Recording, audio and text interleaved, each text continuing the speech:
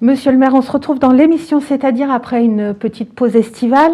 La crise sanitaire se poursuit avec le variant Delta qui prend de l'ampleur. Vous savez si le nombre de contaminations au variant a aussi augmenté sur Gennevilliers ? Il augmente comme dans tout, je n'ai pas les chiffres précis, mais il augmente comme dans toutes les autres villes. C'est le variant qui domine maintenant, visiblement.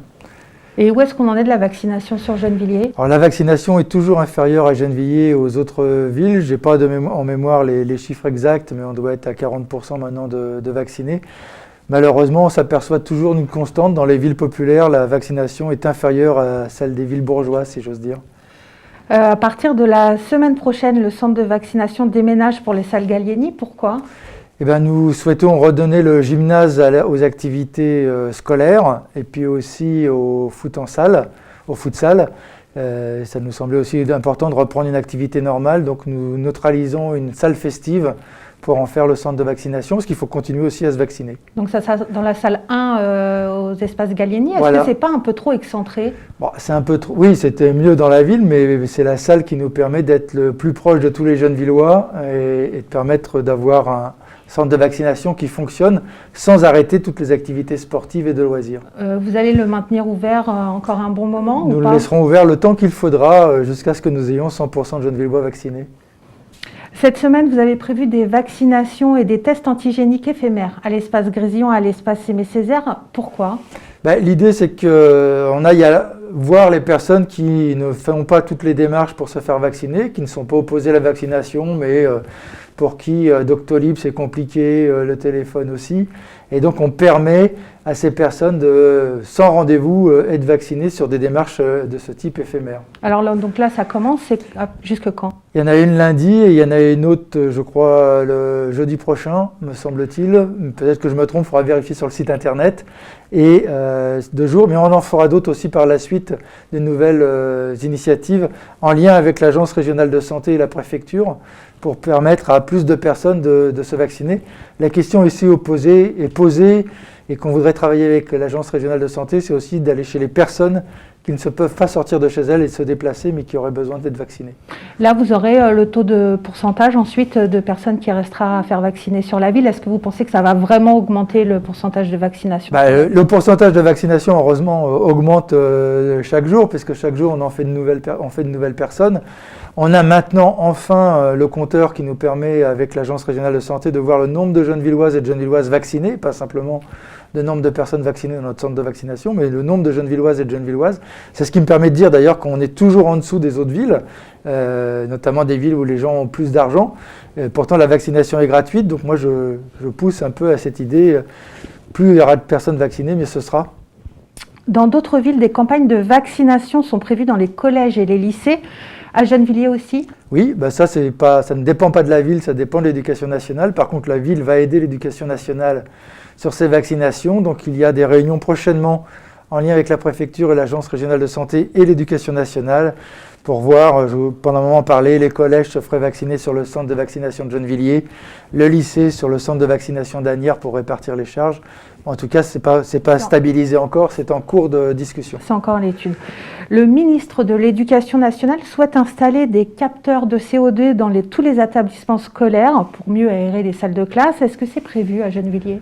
Alors, je n'ai pas vu que le ministre souhaitait le faire, c'est-à-dire qu'il ne s'y opposait pas et qu'il était prêt, soi-disant, à rembourser. Ce que j'ai pu voir et lire, c'est que sur les purificateurs d'air, parce qu'on a regardé cela pour voir ce qu'on pouvait faire de plus et de mieux contre la pandémie, les purificateurs d'air, visiblement, ce n'est pas d'une grande efficacité, donc on a exclu ce système-là. Et les capteurs de CO2, on a en tête de faire un essai dans une classe de Gennevilliers. Pourquoi on ne fait pas plus ? Parce que ça ne nous semble pas très probant, puisque le protocole sanitaire vise à ouvrir et aérer toutes les salles de classe tout un temps et régulièrement. Et donc de capter le CO2 ne semblait pas très très utile. Donc ça suffira. Mais on veut vérifier, donc on va faire un test dans une classe. Donc il y a bien un protocole sanitaire qui permettra d'aérer les classes. Bien sûr, il y a un protocole sanitaire de l'éducation nationale. Aujourd'hui, le niveau 2, s'il change de niveau, on changera, surtout les enseignants. Malheureusement, c'est pour eux que ça s'applique le plus. Et donc, appliqueront ce protocole sanitaire. Ce qui nous pose des questions, d'ailleurs, l'hiver, c'est que plus on ouvre les fenêtres des classes, plus c'est difficile de chauffer l'école. On y reviendra. Oui, sûrement. Certains maires ont rétabli le port du masque dans les rues. Est-ce que c'est une décision que vous pourriez envisager ? S'il y avait une crise sanitaire grave, oui, mais je pense que le préfet la prendrait avant moi ou l'État. Et donc pour l'instant, non, je n'envisage pas de prendre cette décision. Je suis un peu les évolutions de la pandémie et pour l'instant, ça ne le justifierait pas. Cet été, le pass sanitaire s'est mis en place sur la ville. Alors est-ce que c'est une contrainte pour vous ? Je crois que c'est une contrainte pour tout le monde. C'est une contrainte pour les jeunes villoises et les jeunes villoises. Il y a deux aspects dans le pass sanitaire. Il y a un aspect qui vise à protéger les gens, puisque si on est vacciné, on se protège soi-même et on protège les autres.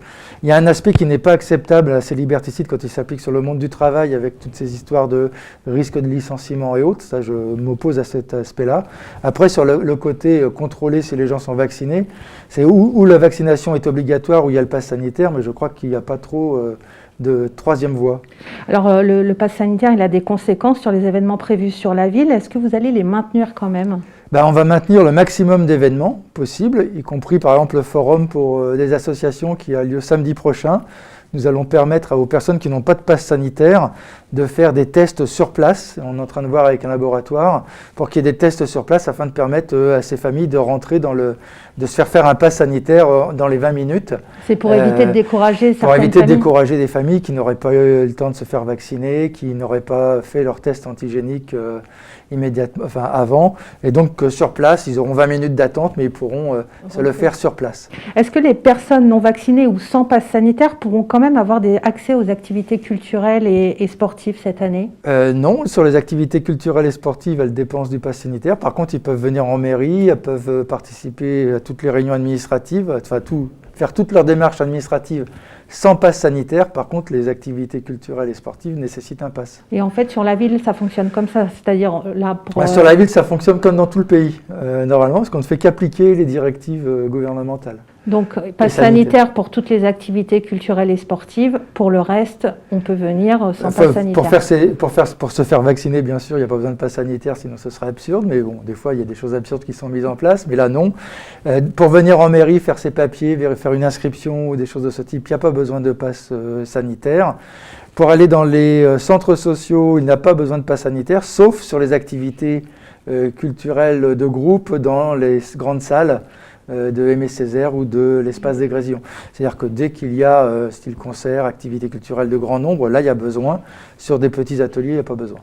On arrête là, on se retrouve la semaine prochaine dans C'est-à-dire.